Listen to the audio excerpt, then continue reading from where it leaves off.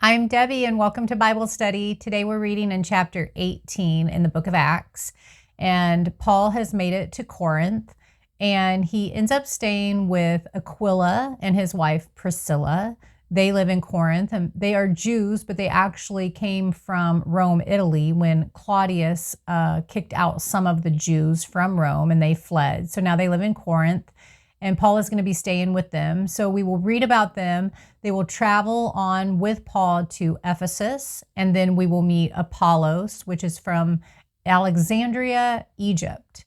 And he ends up going back with Aquila and Priscilla to live with them. So if you are ready for Bible study, let's go.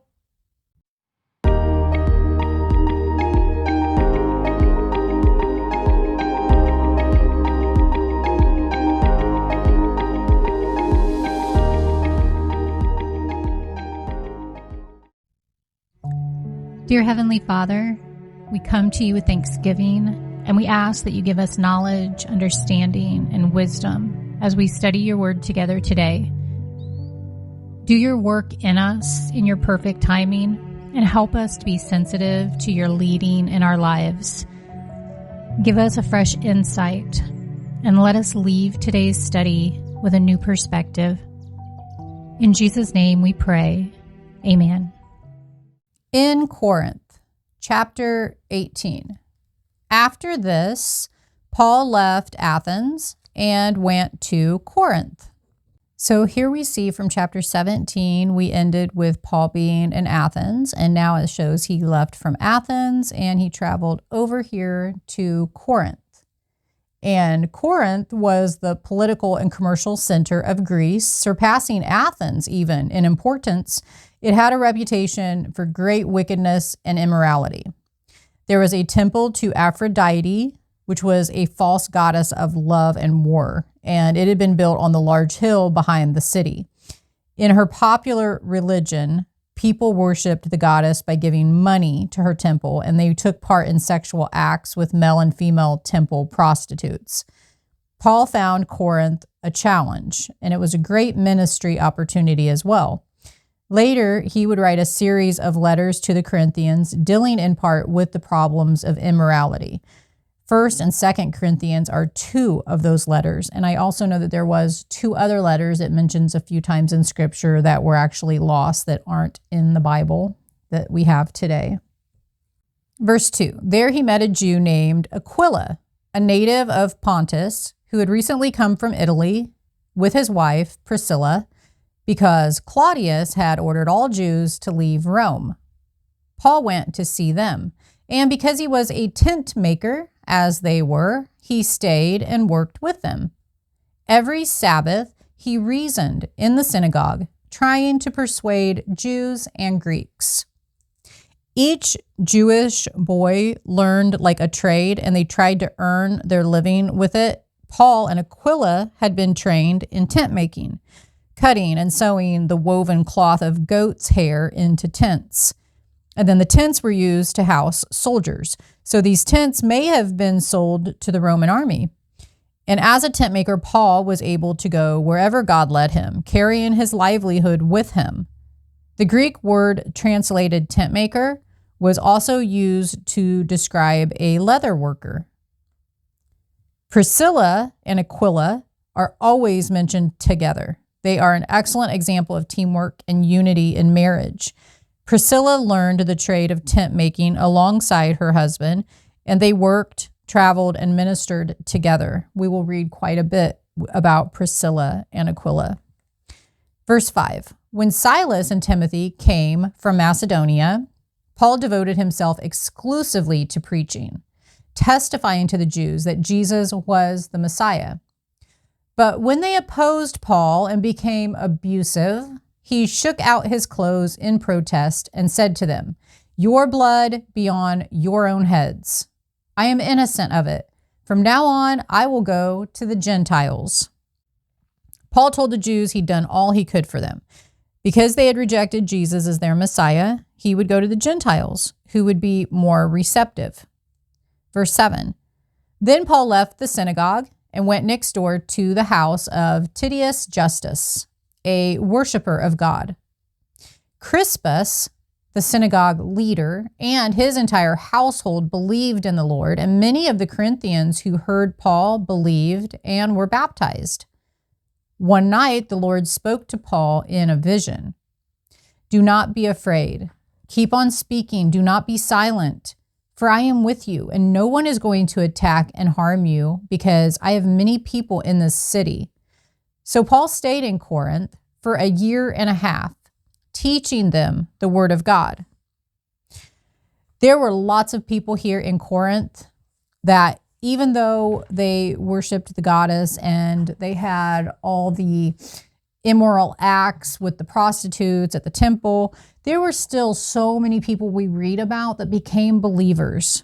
There was Phoebe, Tertius, Erastus, Quartus, Chloe, Gaius, Stephanus and his whole household, Fortunatus, and Achaicus.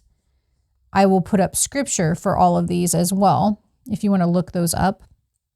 So in this vision, the Lord, which was Jesus Christ, told Paul that he had many people in Corinth. So sometimes we feel alone or isolated, especially when we see all the wickedness all around us and when we're persecuted for our faith. Usually, however, there are others in the neighborhood or community who also follow Christ. Ask God to lead you to them. During this whole year and a half that Paul stayed in Corinth, he established a church and he wrote 2 letters to the believers in Thessalonica, the books of 1st and 2nd Thessalonians. Remember, that's where the riot started and he was kicked out. Although Paul had been in Thessalonica for only a short time, he commended the believers there for their loving deeds, their strong faith and endurance inspired by hope. While encouraging them to stay away from immorality, he also dealt with the themes of salvation, suffering, and the second coming of Jesus. Paul told them to continue to work hard while they awaited Jesus' return. If you have believing friends in other cities or even other countries, encourage them in their faith, just like Paul did. Verse 12, while Gallio was proconsul of Achaia, the Jews of Corinth made a united attack on Paul and brought him to the place of judgment. Now, Gallio was a Roman senator. He served as proconsul, or what we would say governor of Achaia, which is today modern-day Greece. This was in AD 51. And he was the brother of Seneca, the philosopher. Verse 13, this man, they charged, is persuading the people to worship God in ways contrary to the law. Paul was charged with promoting a religion that wasn't approved by Roman law. This charge amounted to treason. Paul was not encouraging obedience to a human king other than Caesar, nor was he speaking against the Roman Empire. Instead, he was speaking about Christ's eternal kingdom. Verse 14, just as Paul was about to speak, Gallio said to them, if you Jews were making a complaint about some misdemeanor or serious crime, it would be reasonable for me to listen to you. But since it involves questions about words and names and your own law, settle the matter yourselves. I will not be a judge of such things. So he drove them off. Then the crowd there turned on Sosthenes, the synagogue leader, and beat him in front of the proconsul, and Gallio showed no concern whatsoever. Now, this was an important judicial decision for the spread of the gospel in the Roman Empire. Judaism was a recognized religion under Roman law, and as long as Christians were seen as part of Judaism, the court refused to hear cases that were brought against them. If they had claimed to be a new religion, they could easily have been outlawed by the government. In effect, Gallio was saying, I don't understand all your terminology and the finer points of theology. Handle the matter yourself and don't bother me. Now, Crispus had been the leader of the synagogue, but he and his family had been converted and had joined the Christians. Sosthenes had been chosen to take his place. The mob could have been made up of Greeks venting their feelings against the Jews for causing turmoil, or it may have included some Jews. In any case, they beat Sosthenes for losing the case and leaving the synagogue worse off than before. Now, there's a person named Sosthenes that's mentioned in 1 Corinthians, and many believe that this was the same man, in time becoming a convert and a companion of Paul. Luke may have included this detail just to show that a man who suffered persecution for Jesus, even though he didn't believe in him at the time, amazingly became a follower of Jesus later. Priscilla, Aquila, and Apollos. Verse 18, Paul stayed on in Corinth for some time. Then he left the brothers and sisters, and he sailed for Syria, accompanied by Priscilla and Aquila. Before he sailed, he had his hair cut off at Cenchrea because of a vow he had taken. And this vow that Paul took in Cenchrea, it was probably a temporary Nazirite vow that ended with shaving your head and offering the hair as a sacrifice. You can read about that in Numbers in the Old Testament in chapter 6. Verse 19, they arrived at Ephesus, where Paul left Priscilla and Aquila. He himself went into the synagogue and reasoned with the Jews. When they asked him to spend more time with them, he declined. But as he left, he promised, I will come back if it is God's will. Then he set sail from Ephesus. When he landed at Caesarea, he went up to Jerusalem and greeted the church and then went down to Antioch. So here he sails to Ephesus and he drops off Aquila and Priscilla, and then he continues to travel here to Caesarea on the coast, and then he goes on inland to Jerusalem. He always goes back to Jerusalem to update them after his missionary journeys of where he's been and the gospel and how it was received. And then it looks like he travels back up to where his hometown church is, Antioch. And so this marks the end of Paul's second missionary journey, and he's going to begin his third. Verse 23, after spending some time in Antioch, Paul set out from there and then traveled from place to place throughout the region of Galatia and Phrygia, strengthening all the disciples. Meanwhile, a Jew named Apollos, a native of Alexandria, came to Ephesus. He was a learned man with a thorough knowledge of the scriptures. He had been instructed in the way of the Lord, and he spoke with great fervor and taught about Jesus accurately, though he knew only the baptism of John. He began to speak boldly in the synagogue. When Priscilla and Aquila heard him, they invited him to their home and explained to him the way of God more adequately. So Paul has started his third missionary journey, just like boom, boom, they run in together. And now his third missionary journey, he's going to travel a distance of 2,700 miles. So he goes back and he visits the churches in Galatia and Phrygia area that he had started before on his other missionary journeys. So this third missionary journey is actually going to last from AD 53 to 57. So leaving the church at Antioch, which is his home base, Paul headed toward Ephesus. But along the way, he revisited the churches that he'd been to. And the heart of this trip was a lengthy stay. It was a little over 2 years in Ephesus. Before returning to Jerusalem, he also visited believers in Macedonia and Greece. So you can kind of see here what we're going to do with his trip following the arrows. But we're here at the beginning so far.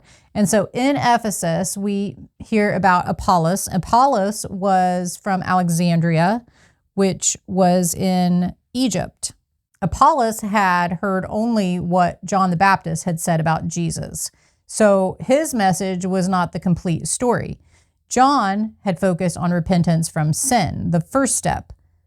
but the whole message is to repent from sin and then believe in Jesus. Apollos didn't know about Jesus' life, his crucifixion and his resurrection, nor did he know about the coming of the Holy Spirit. Priscilla and Aquila explained the way of salvation to him. Verse 27, when Apollos wanted to go to Achaia, the brothers and sisters encouraged him and wrote to the disciples there to welcome him. When he arrived, he was a great help to those who by grace had believed, for he vigorously refuted his Jewish opponents in public debate, proving from the scriptures that Jesus was the Messiah. So again, I had mentioned Apollos was from Alexandria, which was in Egypt. It was the second most important city in the Roman Empire, and it was the home of a great university. Alexandria had a thriving Jewish population. Apollos was a scholar, orator, debater, and after his knowledge about Christ was made more complete, God greatly used these gifts to strengthen and encourage the church. Reason is a powerful tool in the right hands and the right situations. Apollos used the gift of reason to convince many in Greece of the truth of the gospel. It often happens, however, that abilities cause division because of jealousy, pride, or other problems. Apollos' abilities eventually created a problem. Some of the Corinthians became more enamored with Apollos than with his message. There is no evidence to suggest that Apollos encouraged this behavior, and Paul never blamed Apollos for this development. Still, Paul eventually had to confront the Corinthians about their tendency to divide over their preferences for different leaders. You can read about it in 1 Corinthians. So be thankful for God's gifts and always remember to give him the honor for what he has given you. These gifts have been given to help bring God's people together and strengthen the Christian community, not to drive God's people apart. So in chapter 18, it shows a triumphant picture of the early church's ministry, showing victories in key cities and the addition of exciting new leaders such as Priscilla, Aquila, and Apollos to the church. In your ministry within your church, family, workplace, or wherever you go, expect setbacks and trials, but remember to rejoice in the victories that God brings. Then remember to share those victory stories with others.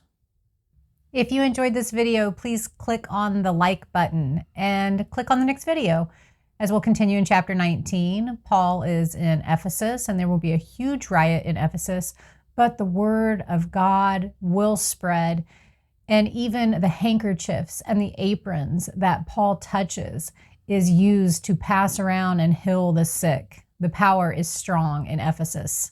See you in the next video.